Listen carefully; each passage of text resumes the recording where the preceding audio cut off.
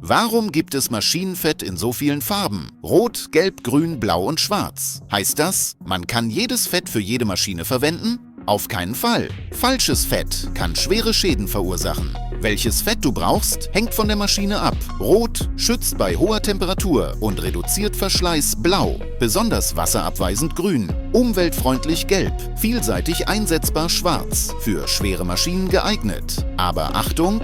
Farben sind nicht genormt. Immer erst die Herstellerangaben prüfen.